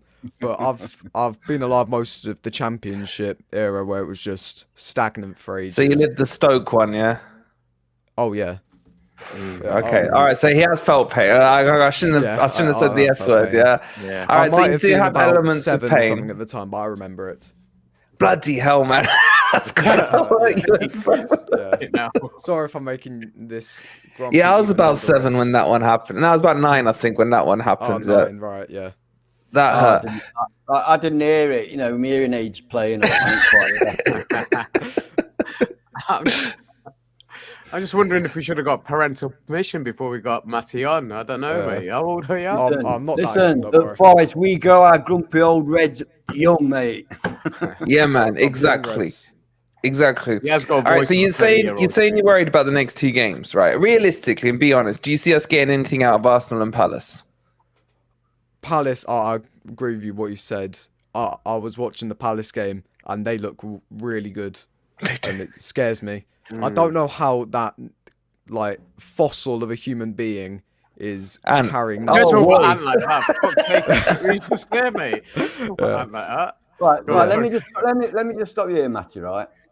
I've said this before. We called you Matty. You're about to get a lecture. I said Matty. Right. All right. I've told everybody before, stop looking at other teams' previous results. Brighton beat Wolves 6-0. Brighton beat Man U 1-0. They then got hammered at home 5-1 by Everton, and then went to Arsenal, won 3-0. Honestly, it's crazy, mate. And how can you say that? Of course we're going to look. I know you are. I know I do as well. You've got to look at somewhat recent form. I'm trying to say, try not to let it get in your head because you'll drive yourself mad. How many times if we get that many points and they do that, and if we do that, it's just going to unfold. With score logic, we technically should beat Arsenal because they lost to Brighton and we beat Brighton. Yeah, exactly. So you can't use all of it. Exactly. Yeah, this is it. But I like that logic though. I don't know about you, Matt, but I've got no idea what Arsenal are going to turn up next week. No idea. They could turn up, be relaxed, not give a shit, and absolutely steamrollers. Or they could turn up, not give a shit, and just lose. I don't know about you.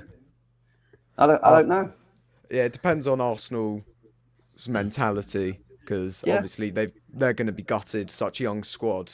Yeah, and they've lost the league title after being in the lead for probably the longest 90%. I can think of without winning. Yeah. They've broken a record on that, haven't they? Yeah. So I just hope it's enough for us to beat them. Also, I just not see a shows 5 back Patrick against them if I couldn't see a 5 back. Do you see how quickly their stadium emptied today? That was shocking, considering where they've been. Oh, yeah. Season. people I know they've got another home game to go, but that was still shocking to see. Yeah.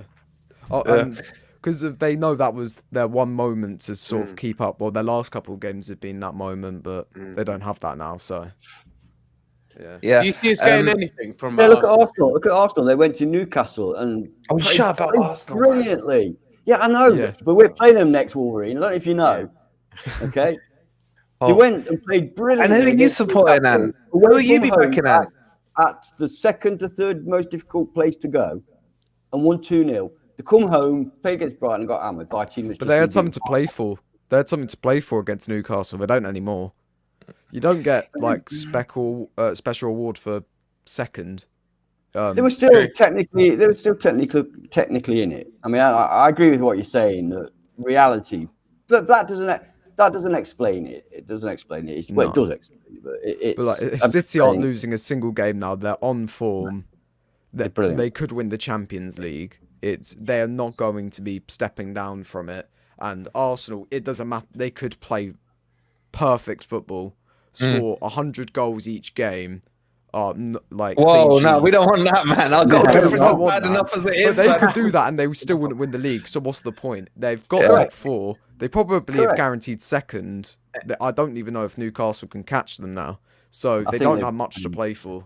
It also shows how a proper high press can undo Arsenal, because Brighton were brilliant today. Their pressing was fantastic. Oh yeah, that's what I'm saying. If I even deep into injury time, mate, they were still. If I see a 5-back against Arsenal, I'm gonna lose my shit, because I think I do not want to see defensive football. That, would you not expect that from Coops? I would.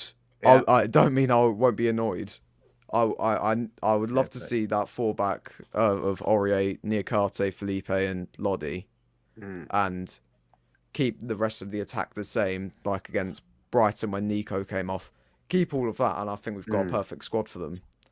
But it's whether Cooper will do it. When you lose your shit, can we do it on stream? I want to see it. I just want to see it. The youthful. He loves other people's pain. I can tell you. Especially opposition fans. Fans. I'm not writing that. Matty, are we gonna do it? Let's finish off with this question. Are we gonna do it, bud? Well, I'll put a beach towel. Yes, that's what I like. That's what I like. Yeah, so hopefully that does something. Hopefully it doesn't jinx it at all. And hopefully we're on the beach. If we can get on the beach after Arsenal game, that'd be fantastic. Don't have to worry about the last game. And we do need, obviously, we need results to go our way. As well, you know. Yeah, we need Leeds not to somehow beat Tottenham on the last day. Need West Ham to have a masterclass 2 games in a row, which is probably not something we should rely on, but we've got it just in case. And that was the good thing, wasn't it, about West Ham losing yesterday? It means that technically they're still not safe. Oh yeah, they've still got something to play for. So otherwise they would have gone, in the middle of the European Cup European thingy adventure. They'd have gone to Leeds or wherever it is and put out a kid side probably. I think they put out a weekend side yesterday, didn't they? They did today, and they got slapped by Brentford. Yeah. So next that's one, what I hope West Ham might go to afford to do that. Yeah, I hope West Ham lose to. Is that like a Czech Republic side? I don't even know.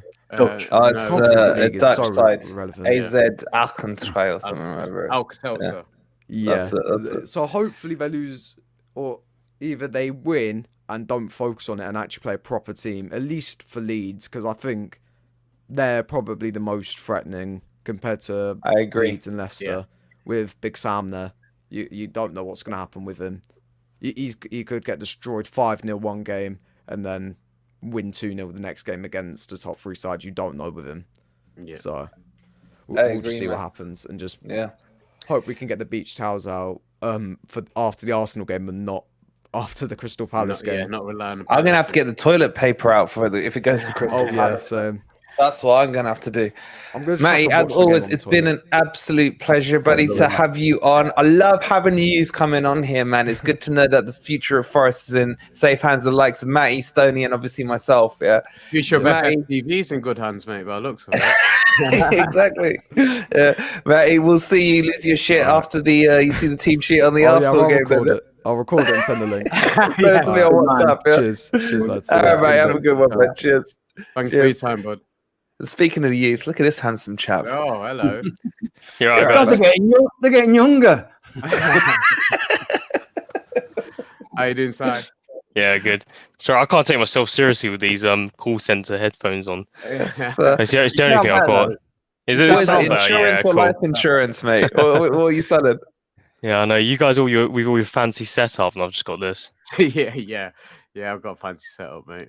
Oh, mate, that's age gives you that, yeah, doesn't it?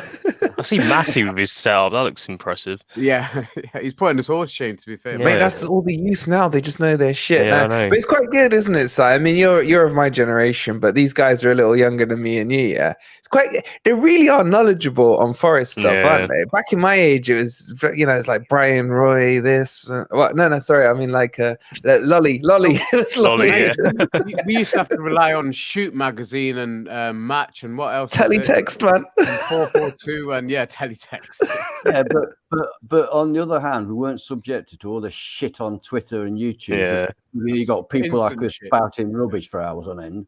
Yeah, some idiots on YouTube thinking they know what they're talking about. Exactly. Yeah. At least it was quality stuff you were reading. So you were so happy clappy yesterday. It was infectious, mate. Are you still feeling that way today? Were you guys not happy at full time yesterday? Of course we were, mate, but we were also. No, but I was like jumping. I was like that happy. Yeah. I wasn't at jumping stage. I was I happy think enough, I think it's just because at 2-1 I thought we were gone. I thought we were, the game was done. We were finished. I was smacking up the table. Like I was proper raging because it was just the most infuriating thing. Winning, thinking you getting the hope, and then we can see two stupid goals, like almost instantaneously up one after the other. So I was absolutely raging. Yeah, my girlfriend was on the phone to me because she obviously she's been away, so she picks the most stressful time during a Forest game to call me for a chat, and I was not in a good mood. The first goal just went in as well. She's there waiting for 68th minute. Right, bring him now. Yeah, no. Tell me I about was it. proper raging. I had to just hang up the call, and then I spent after the game finished. I was like trying to make sure she was all right. But yeah, because My missus' timing yesterday, mate. Literally, second half's kicked off. She's in town with the kids and wants picking up. And by the time I come back, it's 2-2. And I was like, for fuck's sake. I didn't say anything. No, I kept my calm. I would just say get an Uber. I'm glad I killed my last two women and buried them in the garden. I don't have to put up with it. Yeah, so you went from the rage into the happiness, right? But no, yeah, I was happy. I don't get how you can't be happy because I remember watching your videos and you was like, if you offer me a 0-0 right now, I'll take it. Yeah, so you gotta be happy. Have you seen the title of what we called? Innit, man? But no, I'm happy, but it's like expectations change during certain scenarios in the game. You know what I'm saying? It's like you were raging at 2-1 down. Yeah, I was fucking raging at 2-1 down. And then you get to 2-2 and you're like, I'll take the point. And then you just see how crap Chelsea when you think, shall we push? Shall we push? Can we get 3 here? Beach towel. I can smell the sea salt again. It's like, it's just the emotional roller coaster, man. You just don't know where you are half the time during a match anymore, man. It's just so crazy, man. It feels worse than last season. I can't wait for it to be over, to be honest. I can't wait to get off this roller coaster. It's becoming a chore, isn't it? It's like, yesterday was just like, oh, it's 3:00. Oh, it's time to watch Forest. Got to get my drink, got to get a bit of alcohol down you before watching Forest. And it's just like, all right, and I'm just there watching it, just like, oh, I don't know what's going to happen today. But anyway, speaking of last year, this was nearly 1 year ago. Yeah, we just played Sheffield United in the first leg this time last year, haven't we? Yeah, it's gone quick. What was more stressful, Si, this or that? Chat, what's more stressful? Playoffs or this? Honestly, I feel like yesterday was more stressful than the playoff final, to be honest. Do you know what, for me? Playoff final, I was confident we were going to win. Yeah. Like, I was going to that game, I was confident we were going to win that. Oh, yeah. Yesterday, you don't know what's going to happen. I'm with you, Si. I was never at any point during the playoff fight, before the playoff final, leading up to the playoff final. I was so confident. I just couldn't get worried. And even that last 5 minutes when everybody else was, I was calm. Oh, one second, Michael. Do you listen? Sorry, Anne. One sec. I just got to address this. Michael, do you listen to a word we fucking say? Like, seriously, rewind 45 seconds. Listen to what was said, and then put that comment up again. I mean, what the fuck? Sorry, Ant, go on. Extra time in the playoff semi-final at City Ground for me was the most stressful. Penalties, no. I was as calm as fuck on the penalties. I knew we were going to win those. But the actual... Did you? Yeah. I didn't. I was thinking, who the fuck's taking the penalties? I was absolutely bricking it, right? The last half hour. And when he blew for the penalties, a calm came over me. Maybe it was fatalism or something. Maybe I just thought, whatever we'll do with him. But a calm came over me. And then, goose people thinking about Bruce. No, I think I agree with you. Like, I think as soon as they blew for the penalties, I was relieved. But that was just because we know, if that game had gone on 5 minutes more, we would have lost that. Because they were constantly attacking. That's probably it. But that was my final. That was my final. The semi-finals was where all my nerves. I was shitting myself, man.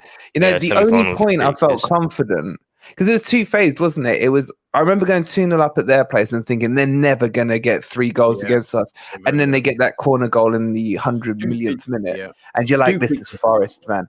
And then when we scored early, when Jono put it in, I was like 3-1 up. I'm like, "Yeah, I'm confident," and then suddenly. They get back into it. That first, again, it was just after half time, wasn't it? It's just stupid goals as well again. Still the same story this year, man. Still the same. That's when I started to. I just my knees. I couldn't do anything. And when they pulled it level, as the comment just said, I thought that's it. We're done. Was that Gibbs White? Was that MG We're doing it again. I just for me it was when Samba did that save right at the end, and I thought that was going in. It looked like the ball was going in from the angle. Yeah. And oh my god, and I didn't even. And then my mate next to me was shouting that, like, they've given a penalty. I was like, what? Because I don't know. Might have been some confusion or something when that happened. I don't know if Reece looked like he brought down the man, but yeah, it was carnage, to be honest. Mate, it's all coming back to me now. It was the same in 2003. Do you remember in 2003 we scored the goal? Right, I was in the Cluffy stand. Turn to my mate, I'm grabbing him like this. I'm like, we're fucking winning. We might do this. We fucking might do this. And then I just hear a whistle. I think they're blowing to kick off or something. I turn around and look, and he's pointing to the spot. It was that prick. Do you remember Brown at Sheffield United? That prick. Brown. I hate him, man. And then I just started crying. Man. And then for the second leg, we couldn't get to the away game. So we were in the yellow bar outside, where the...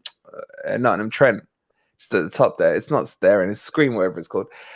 And like when it went into extra time on that one, huh? I was asking Les, what's he on about? Where's he on about? Yeah, it's near Riley Snooker Bar. Opposite the Newton. It used to be opposite the Newton building. No, at Trent. It's the yellow bar. Yeah, that one. Anyway, we're in there. It goes to extra time. They go 4-2 up. Everyone starts to leave, Then we get the third one. Everyone goes back in. And literally as they're coming back, they just blow the whistle. And it's just like the most anticlimactic thing ever, man. It was bad. No. 2-0 up. When you're 2 leg. When you're away leg 2-0 at Shitty Oval. Bring them back to the City Ground where you're. Let's not go down that one. Look, all right, let's bring it back to this season, man. That's wounds, man. Now you're opening wounds. Let's go back to yesterday, right? So, I don't think Yeovil are even non-league anymore. They're not even non-league anymore. Oh, what a shame! Couldn't have happened to a nicer team. So I wanted to. We touched on the subs, but we didn't quite get everyone's full thoughts on it. So I want to go around the panel. Yeah, I get. In a way, some people saying Tyro was gassing a little and what have you. I'm not fully convinced he was. The thing that frustrated me was, why did he make 2 individual subs 2 minutes apart? I know. I was thinking the injury thing. I was thinking the injury thing is going to happen again. Yeah. That's what I was worried about. Time wasting exercises. That's it. Yeah, I just feel like he's not getting the substitution tactics quite spot on. For me, it was 15 to 20 minutes too late anyway. I would love to have seen Brennan wide right, Taiwo. I mean, gassing or not, 15 minutes before that, he still had some in his tank to me. Yeah. But I would have gone for a back four at that stage. I just felt Chelsea were for the take. And in a way, Michael's right. Michael Dixon is right. It's like, what if we blew it, you know? But this is what we talk about as fans. This is what we talk about as fans, you know? Would you have risked it, Si? Or it's gone. No, go on, Si. No, not for me. I wouldn't risk anything yesterday, to be honest. Just get out with that point. You know, before the game, we said we'll take a point. Just get 100%. Out with a point. If you lose a point from that position, you know that could be us done for the season. At least we're in a good position now. I thought we were in a better position, to be honest. As soon as the game finished, I was saying to my dad, "Oh, we're safe now." But then analysing it, looking at Everton's fixtures and who's a Leeds fixtures, it looks tougher now, doesn't it, when we were talking about it yesterday? But for some reason after the game I was saying to my dad, we're safe now. I don't know why I thought that. I kept having it in my head that if we got anything out of Chelsea, we were safe, but I don't, but that doesn't seem to be the case, does it? I reckon it would have been if Leeds hadn't got that draw. I think that draw is huge for Leeds, man. Yeah, because it's the goal difference that kills us. That's the problem. Exactly, yeah. If we don't pick up any more, if we don't pick up a point against Arsenal, they don't until the last game. If they win and we lose, we've got a match. We've got to match the people below us. That's what we've got to do. Yeah, we've got to match them. But it's just tough. Though. Our fixtures are tough, I think. But can we discuss this Everton situation? Because sorry, let me just use one quick, and then you can go. Not go. I mean, you can. Yeah, fuck off. Yeah. Everybody keeps saying, shit, we've got Crystal Palace away last game of the season. I'm telling you now, right? If any of the other clubs down there had Crystal Palace away last game of the season, we'd always saying, fucking hell, they've got Palace away. Palace beyond the I don't know about that. All right. I think we would. Wolverine scared me about them yesterday. Yeah, you scared me. No, because Brighton lost 5-1 at home to Everton and then go away and win 3-0 at Arsenal. You cannot look at teams' previous results. I mean, fuck all this time of the year. So I know, but Palace I'm trying to G up, guys. Forget how well Palace played yesterday. Who they were playing? Oh God, it's gone from I can't even remember. Bournemouth. I'm playing to you lot then. And this is the problem. I'm worried about these three teams: West Ham, Bournemouth, and Tottenham. They're gonna fucking screw us over. I'm worried as well, but I'm trying to look on the bright side of life. It just seems like these three teams just don't have any backbone, don't have any fight. Who were Palace playing yesterday? Bournemouth. Okay, they played well against Bournemouth. Bournemouth lost 3-1 at home to fucking Chelsea. They beat Liverpool 1-0 as well. No. Bournemouth are on the beach now. They lost 3-1 at home to Bournemouth. On the beach. Right. Forget that. It's a fair point. Yeah, but this is what I'm saying. You'd rather play Bournemouth now than play Crystal Palace, wouldn't you? 2 games. They've played every team at the bottom of the table. They've played nobody. Yeah, but Si's point is... The only teams they've played that aren't in the bottom 4... they've lost against. All right, and would you like to play Bournemouth on the last day of the season or Palace? Bournemouth. Okay, guess who's got Bournemouth on the last day of the season? I know, it's one of our guys. But it doesn't matter. If we do what we need to do, it doesn't matter what the fuck they do. Yeah, but the thing is, if somebody said to you, we got Spurs last game of the season, I'll be very confident. I think that's a definite win. And would be. Again, I agree, but my point is, we don't have to do better than. So if we go to Palace and win, we are safe. Correct. You're right. I know, but it's just hard. But and if they match for the last 3 months, if somebody said to me, you need to go to Palace on the last day and win to guarantee safety, I'd say I'll take it. Where we've been this season, with our away record, with our away form, win. Forget it. It's the last game of the season. It doesn't matter. It's the last game of the season. Oh, it will matter, man. It will matter, man. This roller coaster just doesn't end, does it? It just doesn't flipping end. Fuck all to play for. We're going to go to Palace. We're going to work our balls off, and we're going to win, and we will be safe. And you're making me sweat, man. I'm not going to lie. You make me feel worse. I'm not just the thought of it going to I want it done on Saturday. I believe any of this. I want it done on Saturday. I want it done on Saturday so badly, man. I just want to. I don't want to stress out on the last. I can't do it. We're going to beat Arsenal as well. Then. You know what? I know it sounds crazy. I think we'll beat Arsenal. Fuck, I said it. I can't believe I said it. Oh, you guys are going to go all jinxy on me now, aren't you? Oh God, he has to, doesn't he? We don't need to. What you've got to do then, if you've got this fantastic power over football matches, just say Forest are going to lose against Arsenal on Saturday, and then we'll win. Then if I say that, everyone's going to say, "You said we're going to lose." Or does it only work one way? Well, let me ask the chat. Chat, yes or no? Am I a jinx? Am I a jinx? Yes or no? I'll do a poll. Then we'll redo the AMP poll. I really don't want to do this poll. You know what the answer is going to be. The thing is, we don't need to beat Arsenal, though. We just need to get a point. I keep saying, I think if we get 35 points, we'll be all right. Because then... anyone who says yes, ban them. Ban them. Ban them. Ban yourself, crypto. How am I a jinx, right? How am I a jinx? I don't get... Sai had such a fat go at me. When that second goal went in, I was screaming your name. When I was smacking that table, I was screaming your name.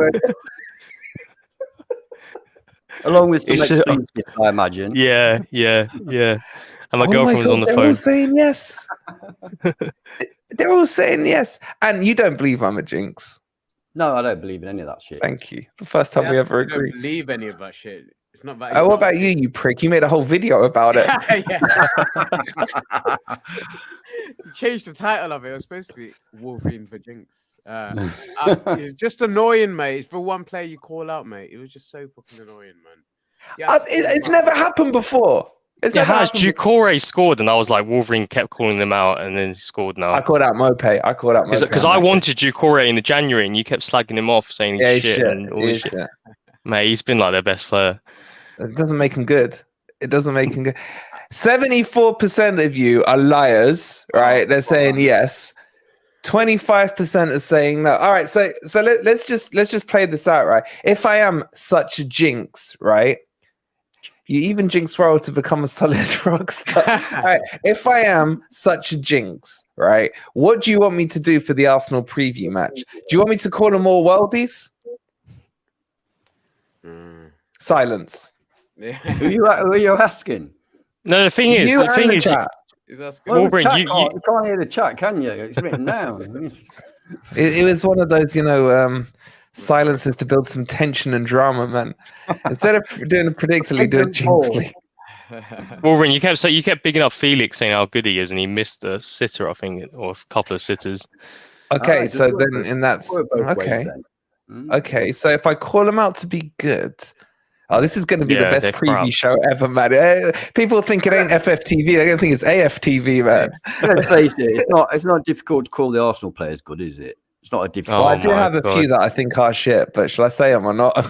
No. We have Rob Holding coming on, scoring a worldie against us. When you play the got that shit is Rob Holding, and he comes on and scores a worldie. Yeah. All right, for all of you lot, Chris, I see you saying, don't say we're on the beach yet. When we are safe with 34 points, I'll turn back to all of you. I've got receipts, and I'll be like, I told you we were safe. I told you we were safe, right? Evidently. We'll take that. Yeah, we'll take you telling us so then. That's not a problem. But I'll be a good stream. All right. Shit, what's I going to ask you lot about? All right, I want to get on to this Ant debate, right? Because Ant was wrong. There's not a debate. Oh, Ant was wrong about this.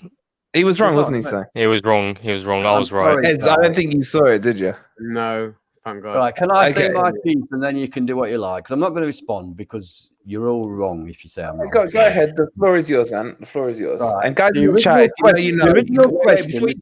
before you start, guys in the chat, I want you who were in the stream earlier just to make sure you're holding him to truth. I don't want no fake news here. Yeah. So listen to what he's had to say. The original question that kind of got lost amongst all the discussion was, what does the tree and Forest badge represent? No, it wasn't. That was never said.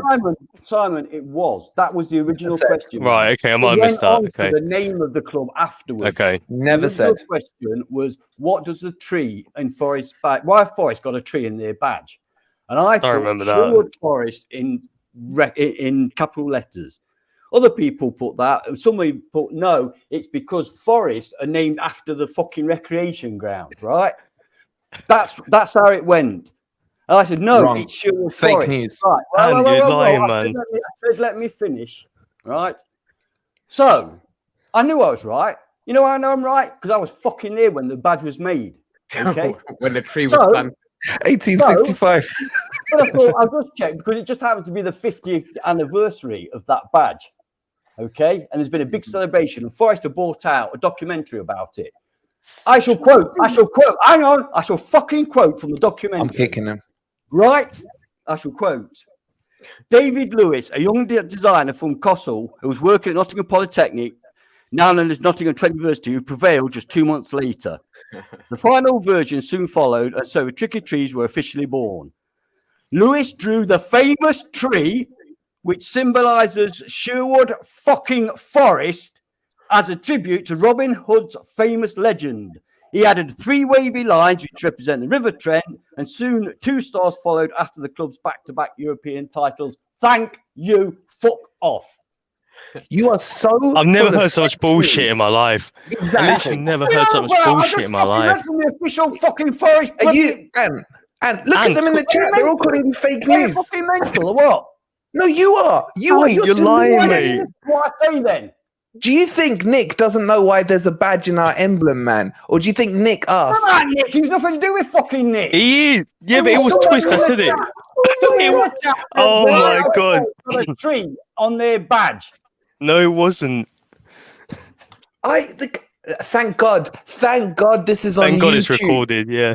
Thank God. He's gone. He's gone. He's had enough. What's he chatting? Is he being serious? He's literally Is he being serious? fake news, man. Fake news, Ant. Seriously, Ant. What the hell, Ant? Ez, what happened was Twist said, "Why is Forest called Forest?" Right. And I put it's because of the recreation ground that Forest used to play at before they moved to City Ground.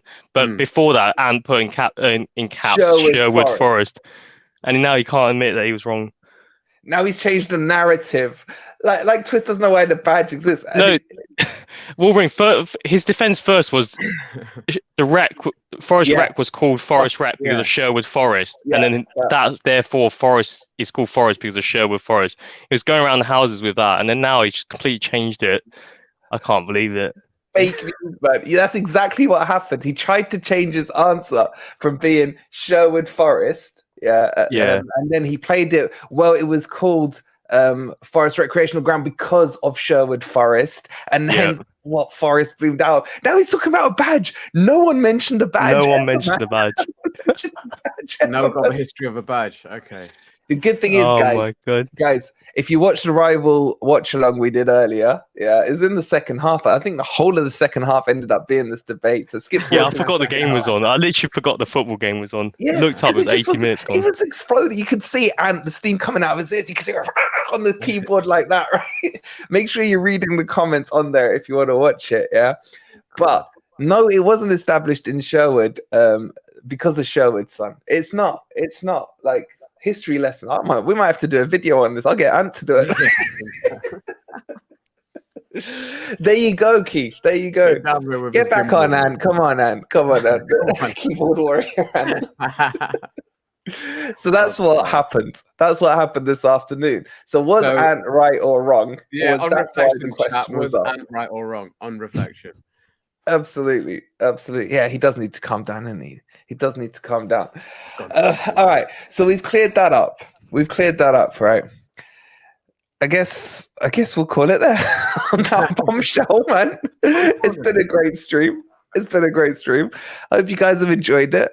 And NG, you were there. NG. Wrong, exactly. Ant was wrong. All these guys that were there, Ant was wrong. Man. He's gonna be. I don't even want to look at my WhatsApp right now.